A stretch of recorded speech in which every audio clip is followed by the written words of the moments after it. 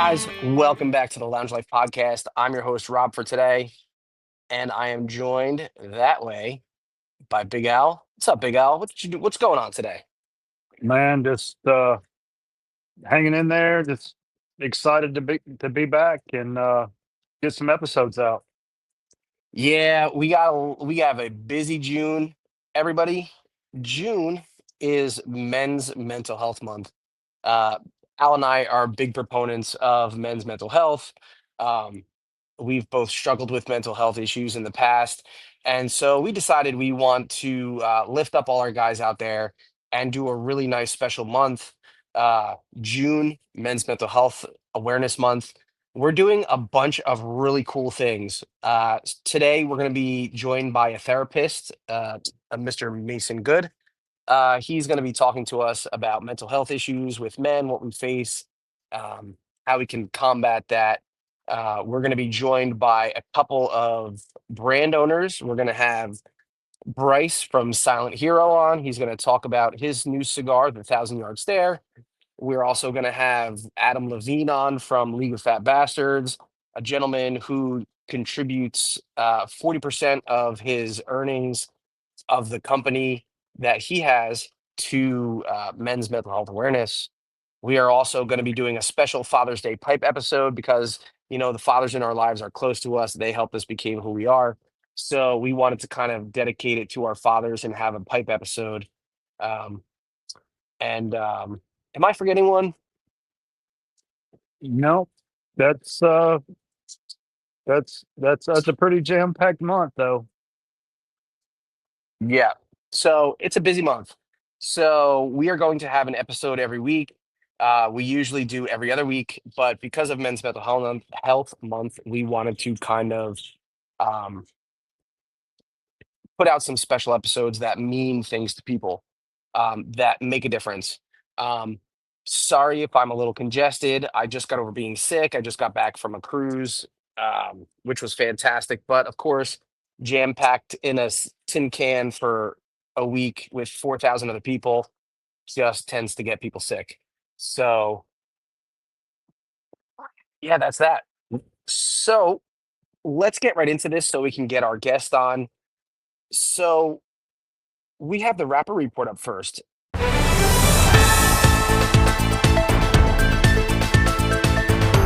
And the rapper report is brought to you by Valor. Love these guys. Make fantastic things. Valor cigar accessories, cutters, three finger cases. I mean, the things are built amazing, built in America. And plus, they give 10% of their profits back to uh, first responder charities and military charities. So support the guys over at Valor. Go check them out on our link tree and support them because they support our military and our first responders. So, Rapper Report. Uh, what do you got for the Rapper Report today? Well, got a story from Connecticut where they were trying to pass a bill to outlaw online sales of cigars to customers in Connecticut. Um, but it's been modified. Um, it would have banned all cigar online shipment to Connecticut. So that would have um, put restrictions on the shipments of e-cigarettes and vaping products to customers in Connecticut, along with the um, premium cigars and even cigarettes. Um, but that has not happened. Um, I'm going to change the rule to it's back, but it's only for vaping and e-cigarettes. So there Okay. was they wanted to pass the bill. Um, they if they This is from before June 4th, and of course we're past that now. Um, I do apologize. I thought I had this all squared away, but yeah. So um, it's going to remain legal to receive online shipments of cigars in Connecticut. Oh, that's great. So it looks like we've thrown it off another attack on our favorite hobby. Fantastic. I love it. You know, it's just I don't understand why people continue to attack the tobacco industry, especially the premium cigar industry. Nothing like cigarettes. Exactly. So for me, I decided to pick out a story that we had previously gone over a little bit ago, but Perdomo Legacy has gone on sale. So the Perdomo Legacy is the brand new line of cigars that Perdomo has released. Nick Perdomo III created it in honor of his father, Nick Perdomo Jr. Um, so it's three lines. It's a Connecticut shade. It's a Connecticut Ecuadorian Connecticut shade. Then it has a Maduro, but it also has a Nicaraguan shade grown, which is kind of interesting. It's a plant that they've developing over the last 5 or 10 years. They said it's a hybrid leaf between um, an Ecuadorian Connecticut wrapper and a Maduro wrapper, and it's a hybrid, and it's apparently fantastic. Um, so right now it's on sale, but only at Two Guys Smoke Shop. So we have to give a shout out to Two Guys Smoke Shop. So because I had to buy some just so I could try it for the channel. So um, you will be able to purchase it through Two Guys Smoke Shop until June 23rd, where it will have worldwide distribution, or at least all your regular distribution channels. But until then, you can only get it through Two Guys Smoke Shop. Um, the blends sound fantastic. It all has this Nicaraguan shade grown tobacco in it.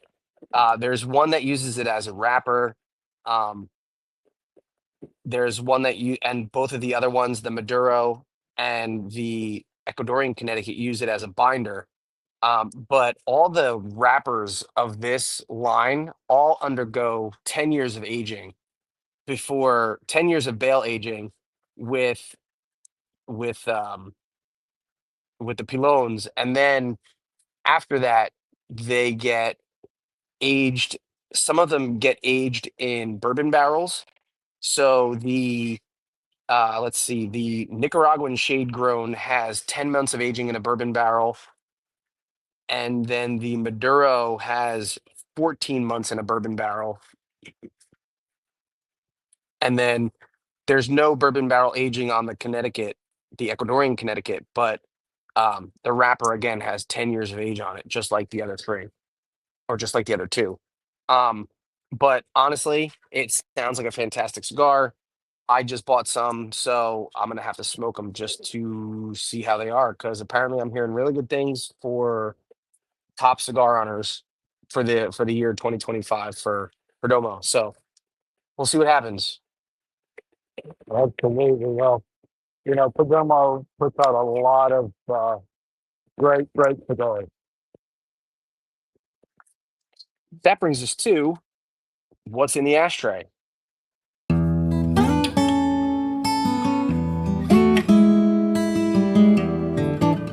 What's in the ashtray is brought to you by Bolts and Brave. Bolts and Brave make some of the coolest accessories. They make just neat things. They have hats they make.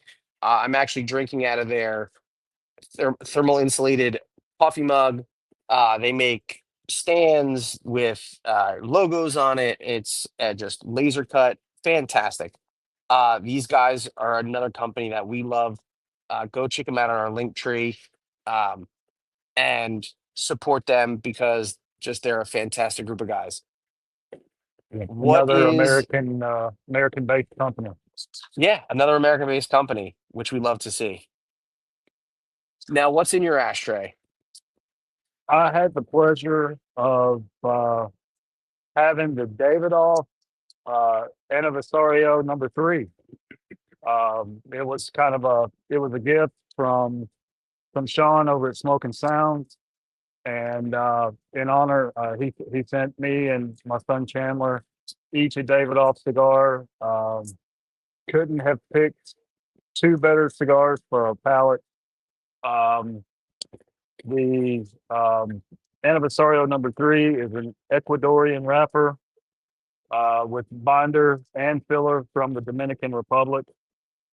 Um, it was in a Toro. So, and it was just a really nice, smooth, very mellow, medium body. And it was just great. Um, Honestly, I wanted to hate it because of the name on it and the price point, and I can't. It was fabulous. Yeah, Davidoff is good. They make great cigars. Some of them Yeah. are hit or So, miss for me, but it's I mean, you get impeccable cigars with Davidoff. the construction flawless. Uh, Burn stayed great. Had a beautiful tight ash. I think I only ashed it 3 times the whole cigar. So I mean, there's nothing negative I could say about it. Um, so it kind of hit the spot. Yeah. So what's in your ashtray? So, I just got back from my cruise.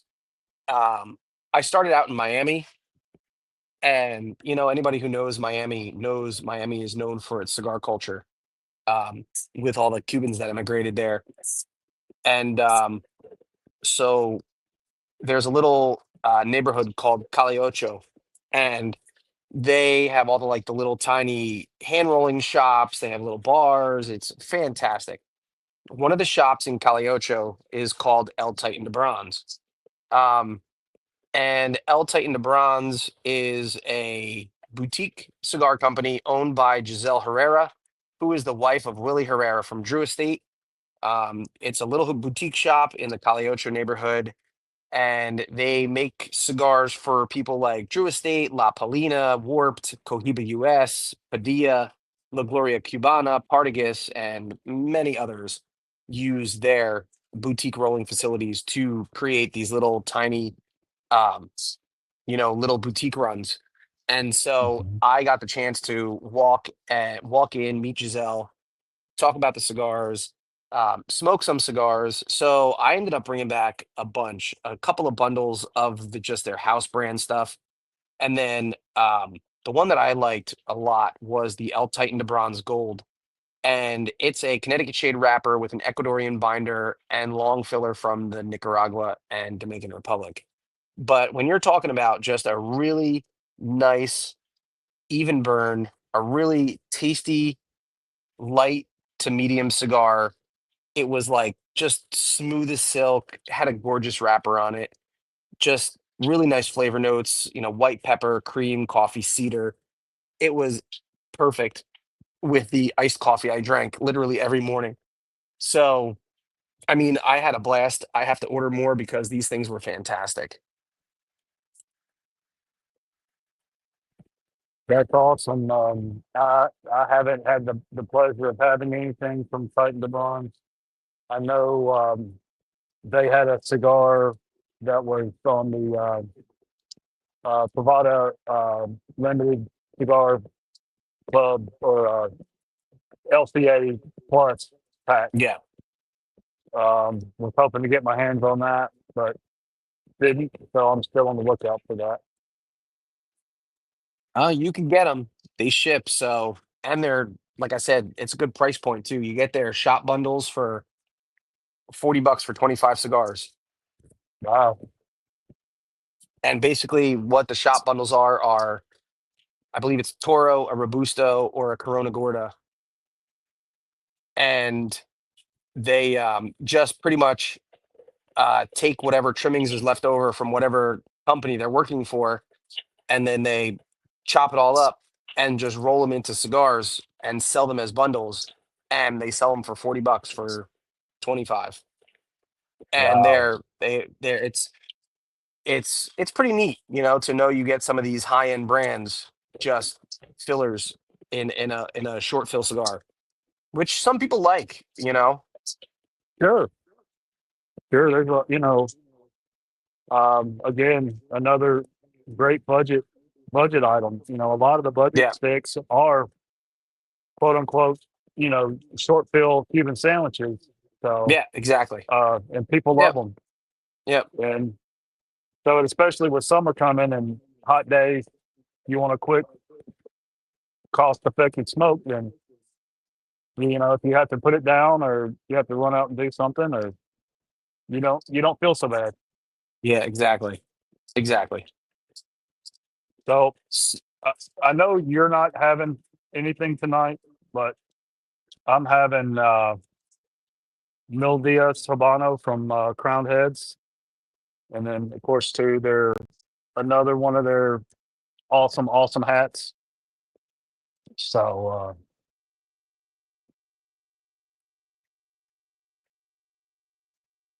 they're doing some really awesome things there in Nashville. We'll be talking to them soon. Yeah. So, without any further ado, we are going to introduce our guest. His name is Mason Good. He has a channel called Good Smoke, Good Smokes, Yeah. and we're going to bring him on to introduce himself. And he is a therapist. And so, we really wanted to dive into this Men's Mental Health Month. So we decided who can we bring on to talk about some men's mental health issues and what we face and what we can do and things to help us out. But a therapist that would come on, talk about the issues we face and what we can do to help ourselves as men, uh, you know, face some of the issues that we face every day. So let me get him in here.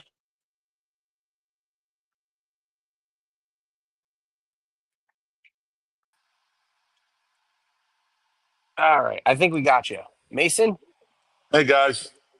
what's Hey, going on? Mitch. Thanks for joining us today. We appreciate you taking your time out.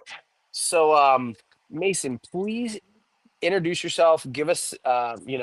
Introduce yourself, give us a little bit about your background and what led you to focus on uh being a therapist. Yeah, not a problem, man.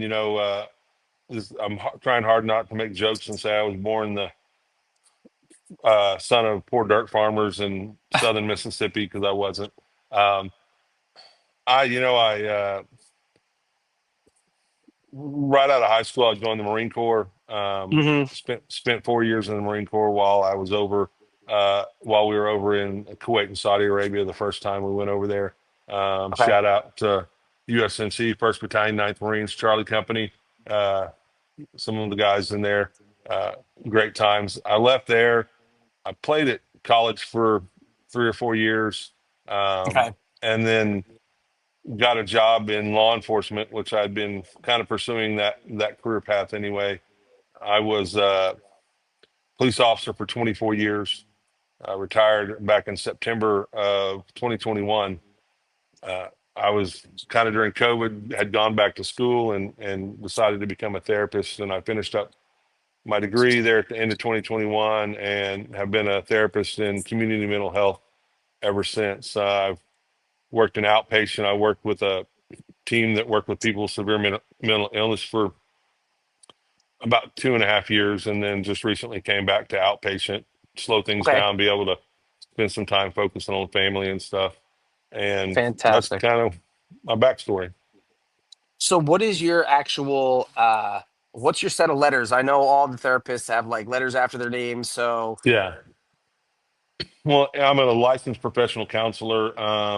In a lot of states call it LPC. Some of them have different acronyms for it. I gotcha. completed a master's degree of arts through Liberty University in clinical mental health counseling, and in Okay. Oklahoma, it's a licensed professional counselor. All right. So for anybody out there questioning whether or not we have a real therapist on, we have a real therapist. Just let's get that out of the way. Most definitely. We have a most definite real therapist. So, um, let's start out with an easy question. Um, us as guys, what are some of the most common mental health challenges that men face today? I think the biggest one, honestly, is the stigma Okay, around mental health. You know, I grew up in a time when men were taught you don't cry, you don't show your feelings, you don't of course. you hold it on, you bottle it up, you push it down, Yeah, which is not a way to deal with it. You learn as you have those blow ups when it gets too full and the top can't contain it. yeah, Um, and so a lot of guys, just regular men, or especially men in my career fields that I've been in, there's a lot of stigma around it. You're considered weak if you go. Uh, you're afraid that the department can find out that you're getting counseling, and your job could be on the line. Uh, yeah, and in the past, that might have been true, and it may still hold true some a little bit here, but it's gotten more acceptable, in especially in the first responder area. The mental health is very important. yeah. Um, Another thing, underreporting. Men are the last ones to report it. They're not going to Okay. say they're having problems.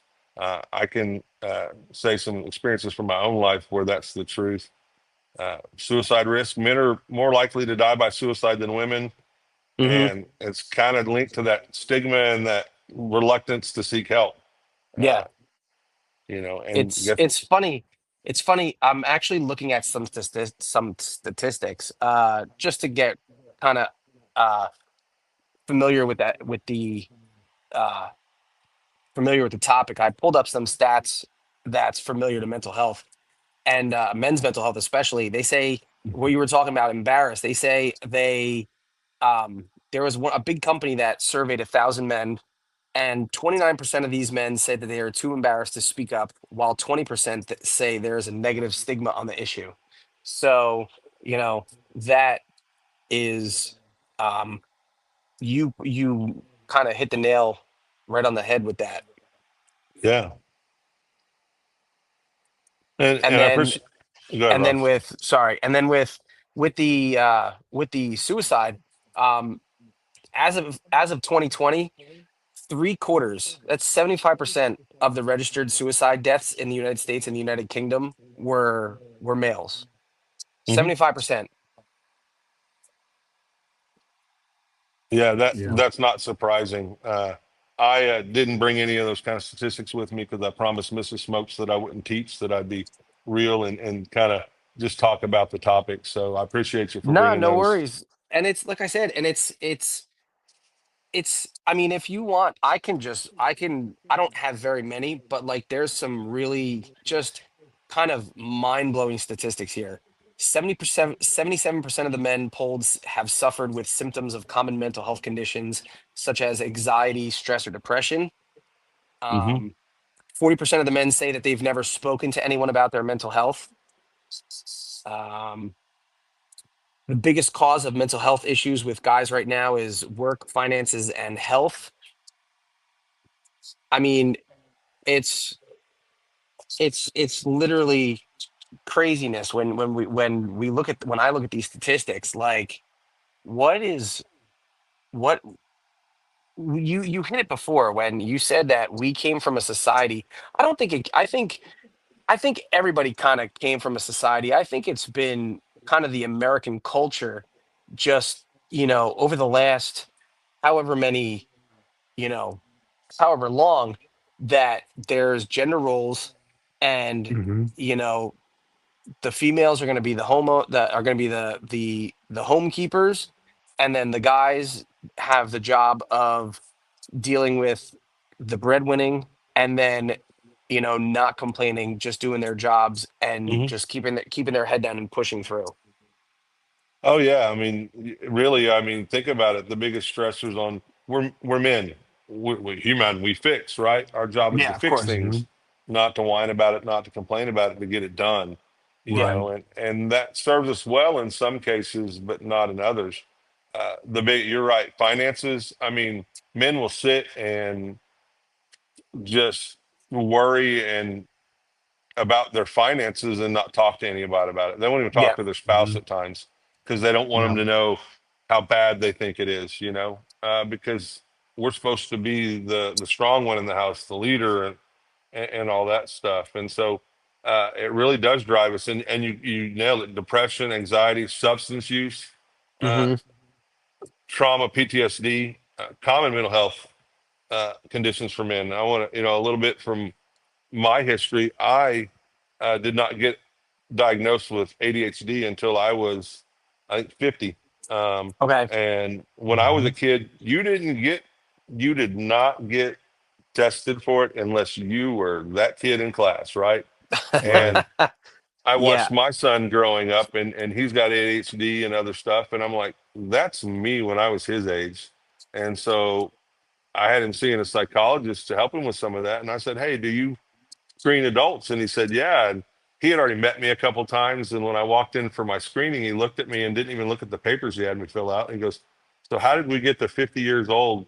What kind of compensatory behaviors did we develop to Of get course. here without medication?" Yeah. Right. Um, and I've got a couple other. I remember when my mom passed away back in 2014. I went through about a year where I was depressed. I mean, I met the Mhm. criteria for major depressive disorder, severe. Yeah. Wouldn't admit it to anybody. Would have gotten a fist fight with you and told me I was. Yeah. And when I realized it, I was like, wow. And I looked at how I treated other people, my family especially, and I was an ass, Yeah. because I was trying to press all that sadness and Mm. hopelessness down because my mom was a big part of my life. Hmm. And you know as I was studying to be a therapist, I learned a few things that I learned men can feel, Yeah. Of and course. we can express our emotions. It's okay to do that. Yeah. And sometimes it hurts and sometimes it sucks, Yeah. uh, Yeah. but we can't be afraid to. Hmm. We've got If we can't talk to our spouses, we can't talk to other people. We've got to have people we can talk to. Yeah. Uh, the biggest message I would get out is we need to talk about it. Yeah. Most We need to definitely. talk about it. I heard y'all talking about the League of Fat Bastards and their chat groups and other stuff, and that's Hmm. the whole concept: is men coming together around a cigar Yeah. and, as they say, chewing the fat. Of You know, course. Yeah. uh, Yeah. having that talk. And me and Al, when we met and talked, that's the thing: is there's so much that happens in a cigar lounge or sitting with friends, or a lot of nights I'm sitting on Discord with guys. I'm in a Mhm. organization called Honor Nash, which Okay. is a Discord group wrapped around veterans, first responders, active and retired, and they come together just to give that support to each other, Hmm.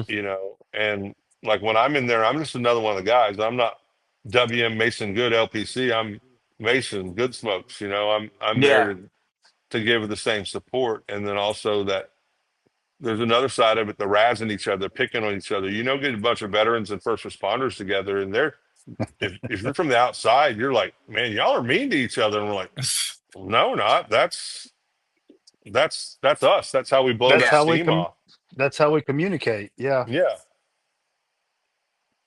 So, well, and I found some stats that focusing on men specifically, it says that 3 times as many men as women die by suicide. Yeah. So that's staggering. And again, we talked about that we're wrongly taught at a young age that emotion is weak, you know, and but men aged 40 to 49 have the highest suicide rates. So Oh, that oh, I'm in that that's prime. I'm in that prime category that's right there. that hit me hard because I'm in that age range. Um, I would be lying if there had been times if I said that that thought hadn't crossed my mind. Um, but there's always been somebody there to pull me out of that, and I think that was one of the bases or the basis of the lounge life is to Yeah. create that community where we can um, feel comfortable enough to talk about real things that we may be going through. Yeah. Yeah. And then also too, men report lower levels of life satisfaction than women. Um, and then men are less likely to seek medical help than women. Hmm. So, and that probably goes with all the other situations. It's probably not just one thing. It's Yeah. the whole. Mhm. Now, Mason, have you seen the effects of untreated mental health? How does it affect relate your relationships and your family dynamics? Oh, I mean, greatly. I mean, I go back to that year after my mother's death, I was absent. I was physically there, but emotionally, mentally, I was absent. Yeah. I didn't put into my family. I didn't engage with my family. I just um, was going through the motions. Yeah. Uh, Even more recently, I went through some professional struggles, just stress and all that stuff. And I found myself shutting myself off from my family. Here I am, the mental health professional, and it went on for a few months, but I caught myself. I'm like, wait a minute, this is not healthy. I need to make some changes. I need to reach out, and I have a good support group and Yeah. fellow professionals and other people. And I get just as much from these discords and other chat groups and going to the lounge and interacting with people. I got a buddy that I smoke with pretty regular, multiple times a week, and we talk about all kinds of things and Yeah. cuss and discuss and have that time. And the best thing about cigars and mental health is you Yeah. have that camaraderie between somebody. You get to, hey, have you tried this one? And we talk about it. And when we talk about other things, hey, this is what I'm going through at work, man. Yeah. Been struggling. Uh, I've been to lounges and met people at lounges that I never would have met, Yeah. and I still talk to them to this day. Look at this, cigars and this community uh, has brought me an opportunity to engage in things I never thought I'd engage in. Uh, Coming on here with you guys, I got to get on with Sean and Justin. Justin from Smoking Sounds Pod. Had a great time. Making contacts with people that Yeah. that are all about not just cigars, but what it can do for mental health.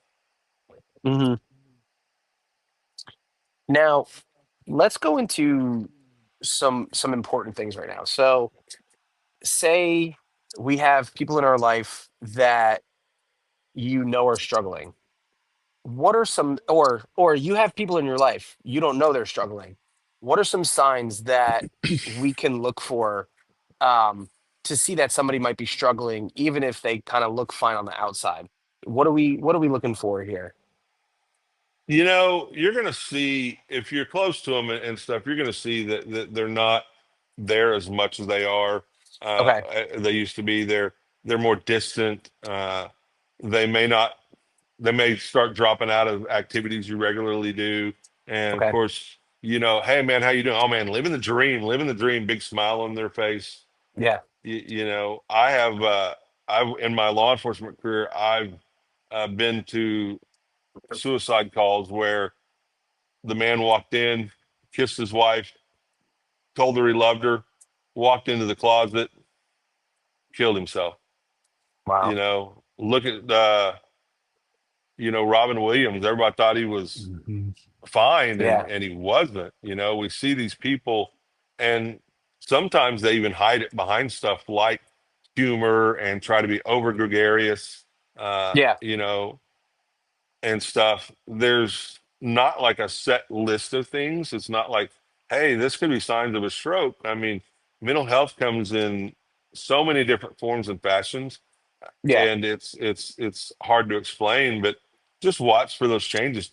First thing is we got to do is we got to check on our brothers. We got to check on each other. You Yeah. know, they say early intervention is probably the best way to get a handle on it quick. Let's just look at substance use. You got a buddy that all of a sudden drinking a lot more. Hey, he'd come to the lounge and he'd have a drink and smoke a cigar, and next thing you know, he's drinking and drinking and drinking. And a lot Yeah. of guys just like, he's going through something, leave him alone. No, we got to be in there. Hey, what's going Mhm. on with you, buddy? We got to talk to him. Yeah. We got to just get him to open that communication up, Yeah. because if you're there checking on a buddy, I see some of these videos popping around. When's the last time you called up a buddy? Or I've seen some where, hey, have you called a buddy lately and told him you love him? And Right. like Yeah. all the time, well, hey, you got somebody you can call right now, and they have them call him. I think that's a great thing. Hmm. Because Yeah. guys, man, that's like, what are you talking about, bro? I remember Yeah. Yeah. for me, uh, and it affects how I was, how I am as a father. My father was not emotionally present in my life Yeah. uh, until much later in my adult life, when I kind of forced him to have a relationship with me. And one of the things I make sure my children know, especially my son, is that I love him, that I'm proud of him, and that it's okay to hurt, and you need to talk about it. Because I wish I had had that message.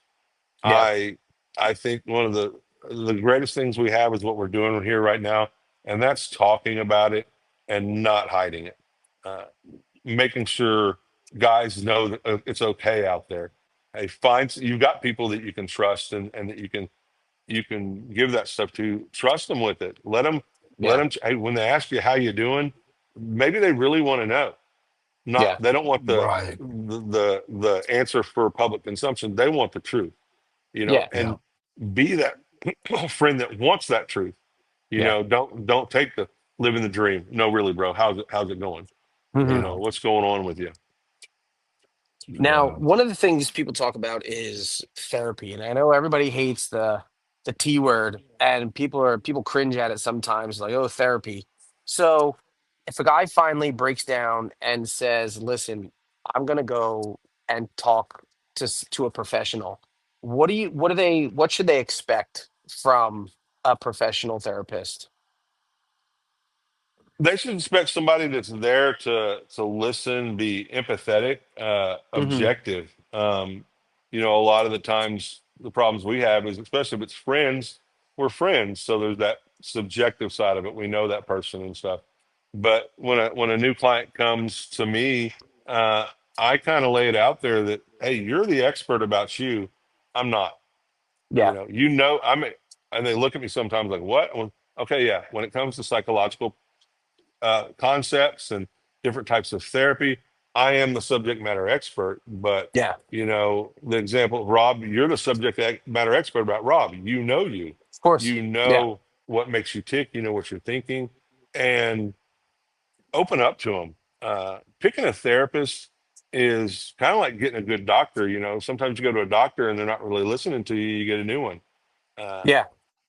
Part of therapy is, if you got somebody that's not really trying to establish a connection with you, it's a Hmm. relationship. Therapy is a relationship. You've got to be able to trust that person. And guess what? They've got to be comfortable with you. Yeah. Odds are, if you're not comfortable with them, they're not comfortable with you, and it doesn't really work. So find somebody that you can feel comfortable opening up to, feel comfortable telling those deep, dark secrets. Yeah. I tell people, 7 years ago, probably about 8 years ago now, if you had told me I was going to be a therapist, we probably would have gotten a fist fight. Um, and then I had things happen in my life that kind of, wait a minute. Uh, my mom was a LPC, and me and her would battle back and forth about how I was a cop, and how mamby-pamby the mental health people were, and she'd tell me about how overbearing the police were, and how they didn't know how to handle people with mental health, and that's the truth. Uh, Yeah. you know, some things have changed, and law enforcement's getting better trained on how to deal with people with mental health, but Yeah. it's still got a long way to go. But just as far as a therapist, find somebody that you can connect with. Yeah. Uh, I have had clients that were 19-year-old girls, and I've had clients that were 70-year-old men, Mm. and I've had both men and women that, hey, it didn't really work for us. And sometimes they wouldn't tell me, and I'd be like, "Hey," one session I just finally go, "Hey, is this working for you? Because it's not for me, so I'm pretty sure it's not working for you. Yeah. Let's find you a new therapist. You know, have a therapist that can realize that, hey, this isn't happening, uh, Yeah. and it's okay if you don't like that therapist to try a new therapist because you need that person that you're comfortable with." Okay. And that's great advice. It's because you're here dealing with mental health issues. If you're not comfortable talking to the person you're sitting in front of, then what's the point Exactly. if you're not going to be talking to this person? So, Al, you have anything? Um, well, just I'm just taking it all in. You know, I can completely relate to what Mason's saying about when he lost his mother. Yeah. Um, my wife and I lost a child. He was our middle child at 18 months old to SIDS, Hmm. sudden infant death syndrome. And honestly, if it hadn't been for my older son and my wife, they might as well have put me in the ground with him. Yeah. And a big thing as men, we usually handle things differently than our spouses or than our significant other. Yeah. So we actually grieved in different ways. So and there was a time when I may have brought up therapy and she said, "Well, I'm not ready for that." And respectfully, I dropped it. And Yeah. then later on, she brought up therapy and I said, "Well, I don't think I don't think that would do me any good now because I had kind of quote unquote worked through everything and we're back. But that's something that we always carry with us. And so as a man, I wish, um, and 80% of marriages that experience a loss of a child end in divorce. Hmm. And I think that's a big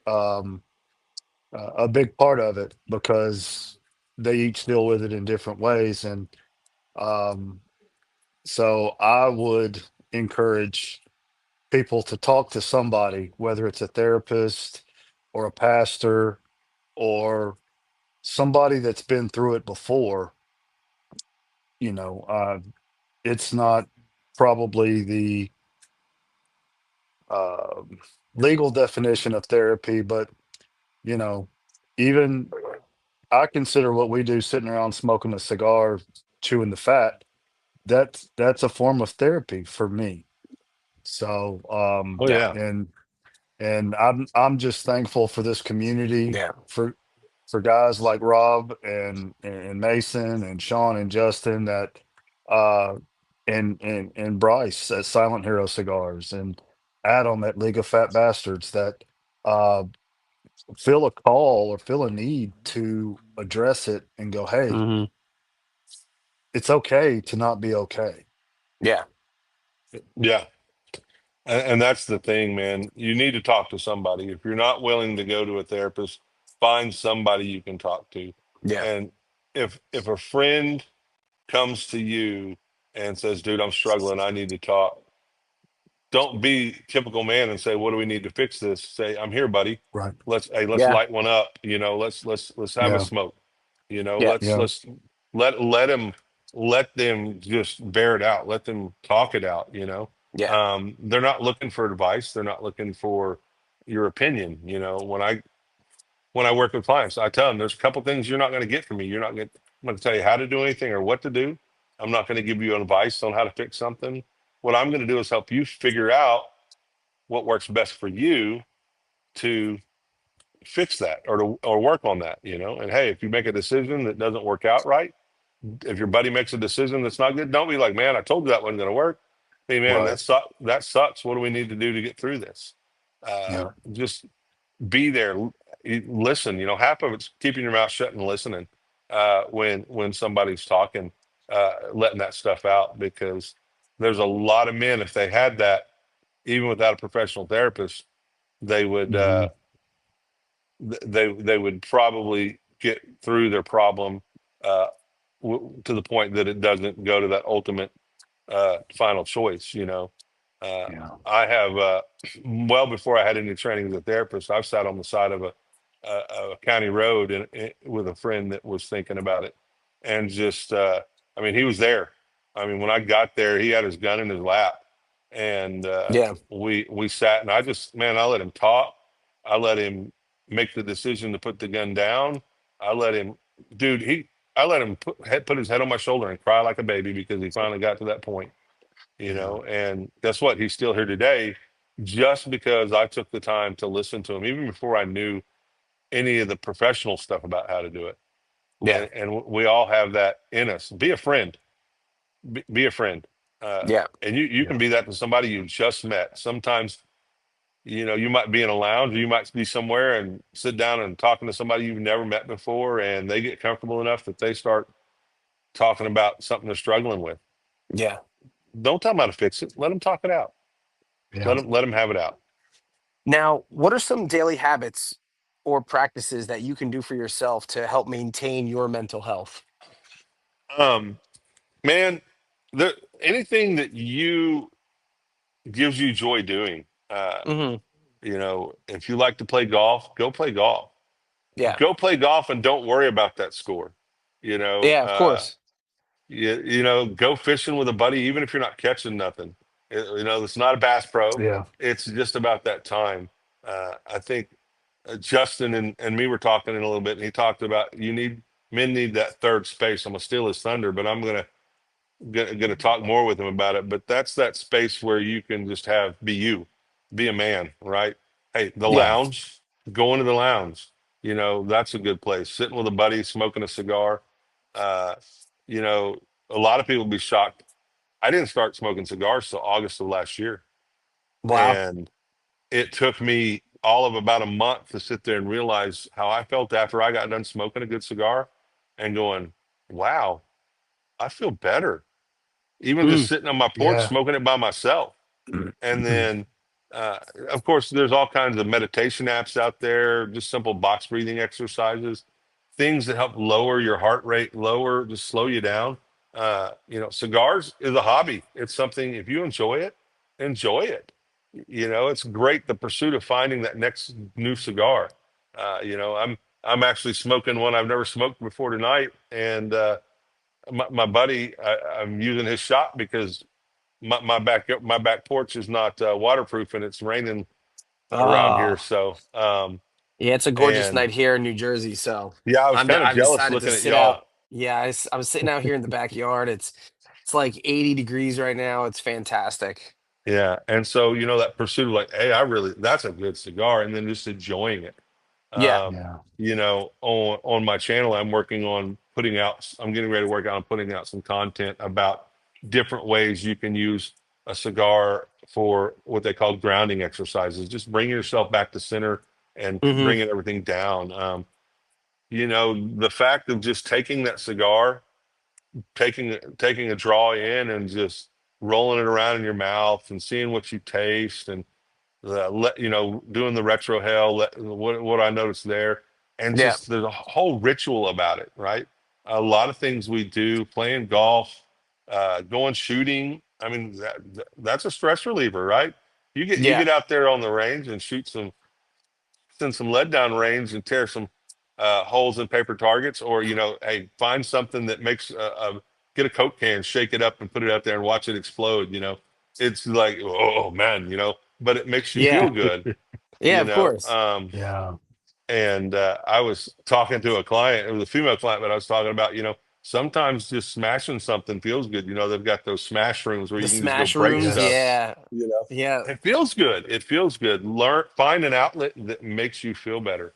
Yeah. Um, I sit back, and some nights I sit on my back porch and uh, smoke a cigar and just enjoy it. Other times I get on a Discord and interact with uh, the guys I met on there, and I made contacts all over the world through that. Yeah, And just having that time and enjoying it. Uh, Sometimes just smoking a cigar with some good music in my AirPods, so it shuts the world out, and just fantastic. enjoying it. Sometimes it's all you need.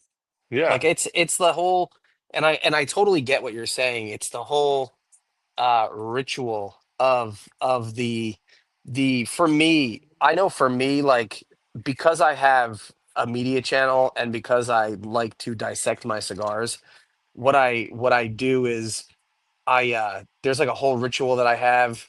I think we lost Al. Al will get back here. But he'll pop back in. There he is. yeah. Hold on a second. Let's get Al back in here. Stop leaving us, Al. Yeah. Sorry about that. So now you're on the bottom, so but No we were sweat. saying we were saying that for me, the whole ritual of the cigar is, like I said, the ritual that, the whole, smelling the cigar, smelling what notes you pick off of it, the cutting, the toasting, the draw. It's just it's a huge, like, it's almost like it's kind of like pipes, the way they pack it, the way they light it, the way they draw it. It's this whole, like, and you could say that about anything, which is a stress relief, which is like the ritual of calmness, where, like, a shooter, like, say you go through, like, if you like going to the range, the whole shooting, the breathing exercises, the whole lining up your target, the whole, it's Stance, it's grip, it's all it's that. a Yeah. it it's the whole ritual of going step by step by step by step, which takes your mind off of your anxiety and puts it on something that you enjoy. Yeah. I mean, face it, you get, we got my little travel box with me. I got the $100 Apache box from That's the best. Harbor Freight. Works great. But you go in there and you go, oh man, man, that cigar, yeah, that's the one I want, right? And you go, Yeah, and you take it. I always take a picture of the label so I know what it was, and then I'll take yeah. pictures of it. And but you inspect it, you look at it, and you just Hmm. appreciate the craftsmanship behind it and the Yeah, smell of it, and then you cut it, and making sure you make that right cut and everything, yeah, and then toasting the foot, and all those yeah. different things that go into it. It's amazing. Well, and even just the cadence of your breathing and the puffs you take, that that's something that kind of centers me, uh, for lack of a better term. Well, No, yeah. I it's mean, you're trying to relax and enjoy your cigar. So, like, I'll have a Toro, and, Mhm. like, my Toro will usually last between 90 minutes and an hour 45, depending on how big it is. And if I go bigger, like a Gordo, sometimes longer, 2 hours. But, like, I don't understand sometimes how, and it's all how people smoke, but, I don't know how some people will destroy Toros in less than 40 minutes. And I'm like, did you just enjoy that cigar? Did you literally inhale it? Right. Like, what do you like? What is going on over here? Are you eating cigars, or are you trying to sit back, relax, enjoy the smoke, enjoy the noise, the the the block out all the noise and stuff? It's for me, it's so therapeutic. oh Like, yeah, so I work in a high stress job, so I work security at a hospital. I also work as a teacher, but the first thing I like to do is, especially after, like, a stress day, is I go home, I get changed, I look through my really large cigar collection for a cigar, and I'm just like, all right, and it's the whole, choosing boxes, and then after I choose the box, what cigar do I want to choose? Okay, what do I feel like today? And it's the whole ritual of sitting down and enjoying, not rushing through something, because that to me creates stress and anxiety. yeah, man. I know. I'm a Toro guy too, and yeah, hour and a half, hour 45, easy. Uh, my wife was like, "Why do they take so long?" I said, "Because I picked the big ones because I like them to Because take it's long." enjoy it. Yeah, Uh, Yeah. I yeah. think I've had one that took me almost 2.5 hours, but it was like a Churchill Ooh, Gordo. Uh, ooh. And I was like, my wife and son left to go somewhere. I was like, I'll be done by the time you get back. And like 2 hours later, they get back, and I'm still out there smoking. And I'm like, Wow. yeah, this was a cigar now. But heck, even so, uh, Mrs. Smokes and the Spawn of Smokes is what I call my kids. Yeah. Got me a one of those thermoelectric humidors for Father's Day, Nice. Those are so and awesome. heck, just going through because at that point I was keeping most of my cigars in Bovida bags, and then Oh I had some God. of those Yeah. Cigar Bro.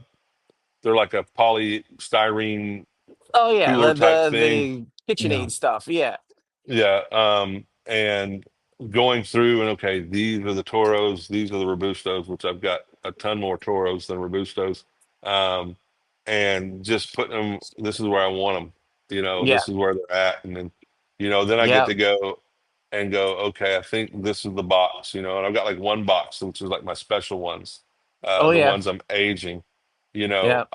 I've got a Arturo Fuente Hemingway that I bought right after I started smoking. Because the first cigar I smoked that really started this journey back in August was Yeah. a Hemingway because I'm out with my wife on her birthday and we went to a place and she's like, pick a cigar for me too, which I did horribly at that, but I picked an amazing one for me.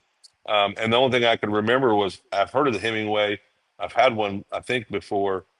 Yeah. Um, I'm pretty sure it was good, so I got that, and I'm sitting there enjoying it. And my wife says, I don't mind if you do this. And she, I don't know, she knew what she was awakening, but Yeah. and then there's just a rabbit hole of learning about tobacco and how they're made and Oh the yeah. different leaves and the Yeah. different blends and all that stuff. And I've Well, got a Hemingway that I bought like the day after when we went to a cigar shop, and it's been yeah. sitting till her birthday this year. We had our 25th anniversary on Tuesday, and I had a uh, Opus 20th anniversary that I bought Opus 20th. Yeah, those back Wow. they're back at fantastic. Yeah. Christmas, and I lit that thing up. Yeah. Uh, it's kind of like for tonight, I'm sitting there thinking, what am I going to smoke tonight? Because I watch y'all's podcasts and Rob's always got the really fancy, hard to find cigars, and I'm like, I don't know if I can keep up Stop. with that. I have No, just my collection is It's too large at this. My a, wife would love if I just gave like half of it away. I got I'll send you my uh, address, but uh um, I'll you know, send you I'll send you some stuff. I I'll yeah. had send you some stuff as a thank you. a friend of mine blessed me with a Padron 90th. I almost brought that tonight to be like, There you yeah, go. I got the good stuff too, but I'm smoking a Stolen Thrones. It's the first time I've I love smoked Stolen at the Thrones so the good. Three Kings. Um, Yeah, The Three Kingdoms. It's a wonderful yeah, cigar. yeah, I yeah. I got introduced. I found him. Sean actually, we were at an event where we met for the first time, and he said, "Man, have you tried these?" And I bought every one of each that they had, and this is my third one. And just finding those cigars. What am I going to smoke tonight? What am I going to do? Yeah. Me and my friend when we get together, I bring some over. He's got this humongous humidor, if you can see it back there in the corner. Oh Um, yeah. Hmm. that's got all kinds of stuff, and we're like, "What are we smoking tonight?" And we're always sharing cigars and stuff, and then Mm-hmm. you That's the know, best part. and just Absolutely. sending pictures to friends. Hey, this is what I'm smoking tonight. And Yeah. they're like, "Hey, how is it?"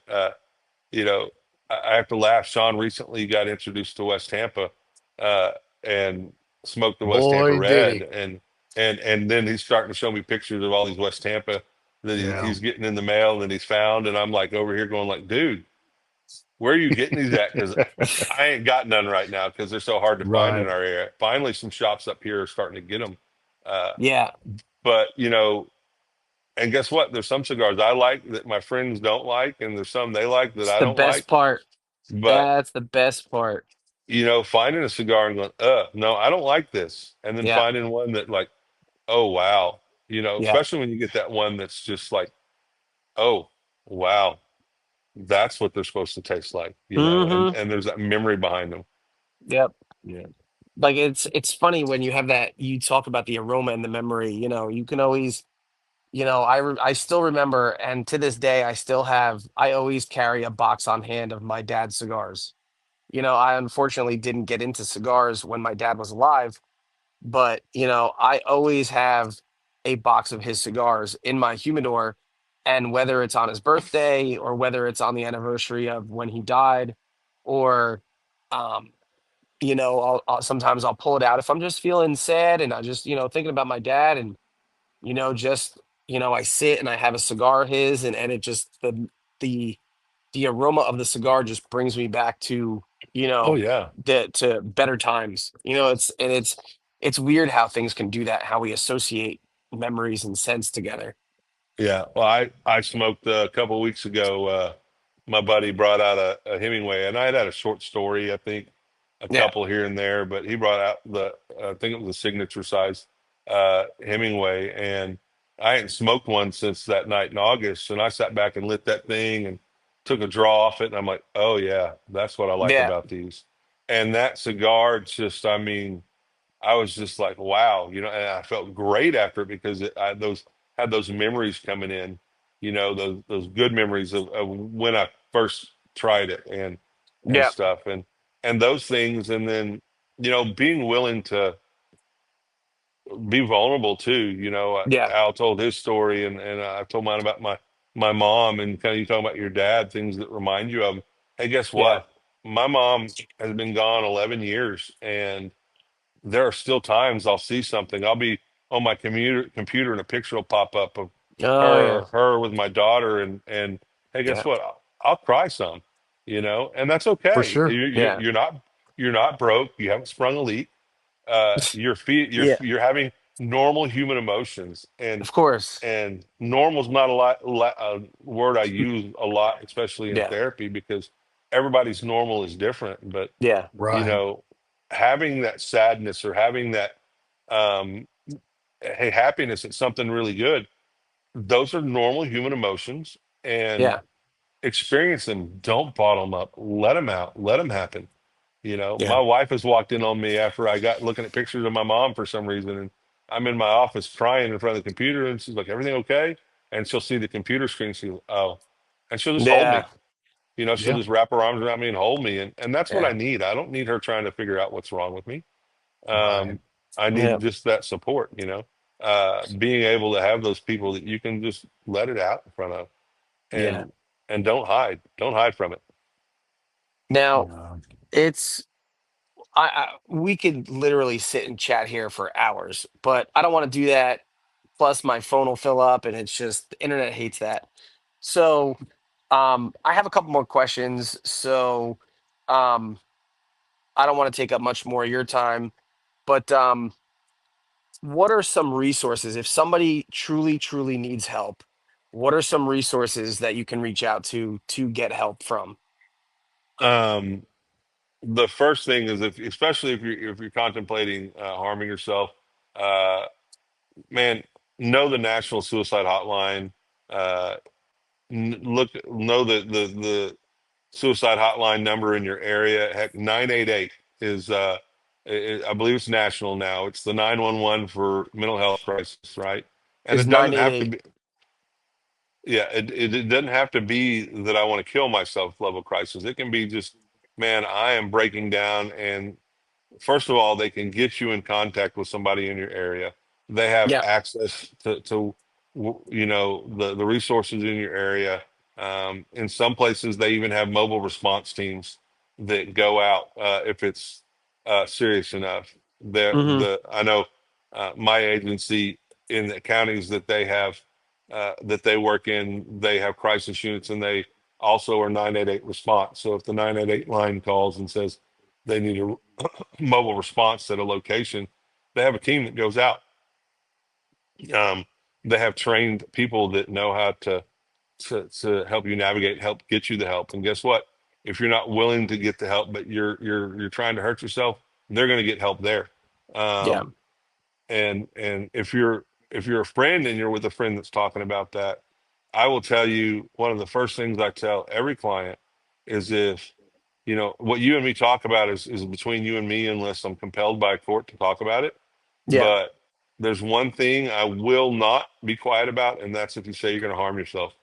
yeah, Um, I will Yeah. not feel I won't feel bad about calling police to come do a welfare check. I won't feel bad about getting you in touch with a crisis line.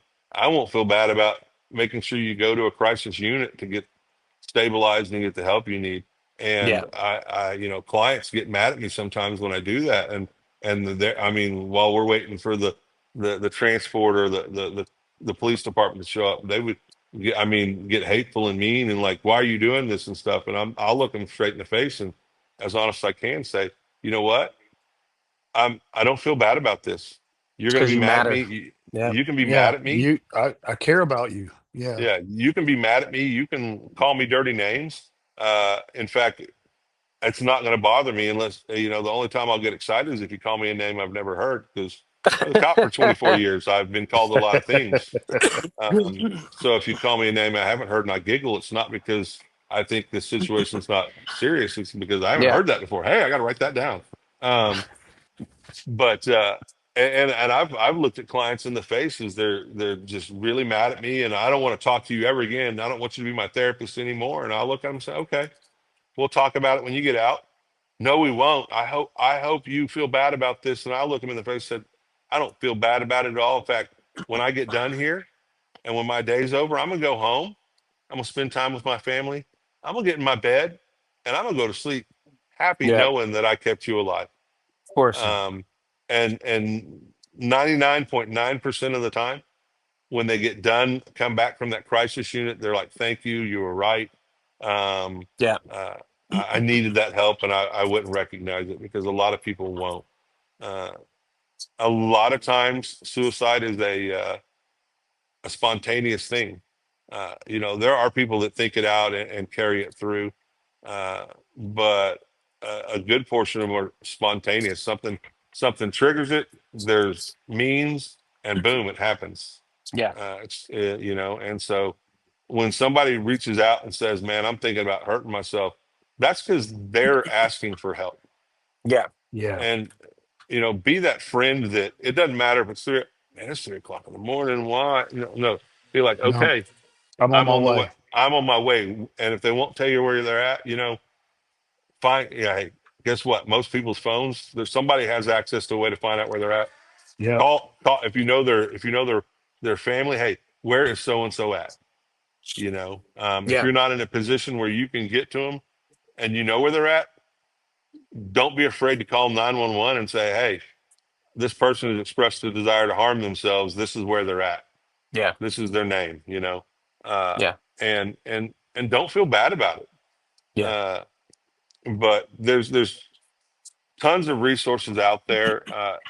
Every state, every community has usually some kind of community mental health that organization that works with people of all walks, all socioeconomic levels, everything.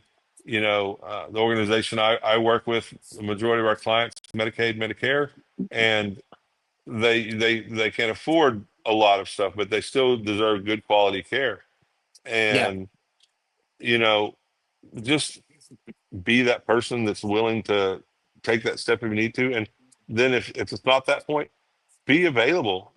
I've got friends that know if they call me at 3 o'clock in the morning just because they need to talk about something, it may Yeah. take me a minute to wake up, but I'm gonna get my shoes on and some shorts on and step outside Yeah. Right. and talk to them as long as I need Yeah. to help them through it. And then one final question before we let you go. If you can just pick one piece of advice for every guy that's watching, uh, what would it be? Don't be afraid to ask for help. It's not a sign of weakness. It's actually a sign of strength. You Yeah. know, I, gosh, I myself have to remind myself of that sometimes. Uh, Yeah. Even though I'm the one that teaches that to people, I sometimes forget that. Of And course. you get yourself in a bind. Don't be afraid to ask for help and Yeah. don't be afraid to talk about it. Awesome. Well, Mason, thank you so much for taking time to talk with us and talk with our fans, and especially the guys in our life. Mhm. What you have given us today is so invaluable that, it's it has become so important to break stigmas. It's all I hear now is it's stigma, stigma, stigma, because we were brought up in that society of, you're not supposed to talk because you're a guy, you're supposed to be strong. But, people like you and um, people like Adam Levine and people like Bryce from Silent Hero are trying to shed light on a culture that needs shining light on because, whether it's just whether you're part of the military that loses 22 soldiers a day due to PTSD, Mhm. or the regular, Tom, Dick, and Harrys out there that struggle with stress, anxiety, um, and depression, it's it's it needs to it needs to have a light shed on it. So I thank you so much for taking your time, giving us your expertise, and just sitting here with us, kind of chatting it up, and we appreciate it supremely. Thank you so much. Well, I appreciate you guys having me on. I really enjoy the ability to get this message out, because there's such um, a good amount of healing that can happen around this wrapped up leaf and just the camaraderie that comes with it. Absolutely. Well, So what's up, Mason, Al? do you want to tell people how they can find you? Yeah, Yeah. what are your socials? Yeah. So on Instagram, it's at good GOODE_smokes. Uh, on Facebook, it's at Good Smokes with no underscore, but I'll let you in on a secret. If you've seen it on Instagram, it's on Facebook. Uh, I Yeah. just have everything directly posted from Instagram to there. I've just started up a YouTube channel for Good Smokes. Me and a couple buddies are getting ready to start up a podcast probably in the next month, that's going to kind of Fantastic. talk about cigars, mental health, and heck, whatever else comes up. And just kind of spread that message because you can never have too much of it out there. And different people talk to different people. And then Mhm. pretty soon, goodsmokes.com will be up and running. I'm in the Nice. process of getting a website put together for it. And hey, I'm going to add places for resources like that. And I'm going to add places for different podcasts that really can help people get through it. And just all kinds of stuff. And eventually I'll start putting some blogs on there that are kind of mental health and cigar related, Awesome. providing some instruction for different kinds of what we call mindfulness techniques or uh, grounding exercises that are wrapped around the cigar, uh, and stuff. And then hopefully me and my buddies will start producing some videos showing some of those techniques. Awesome. Well, like I Awesome. said, thank you for giving us your time. It's valuable, and we always greatly appreciate it. So, as we wrap up, just stay on and we'll chat afterwards. So, for the Lounge Life podcast, do you have any final words, Al, or no? Um, of course, as always, I hope you win the battles that you tell nobody about.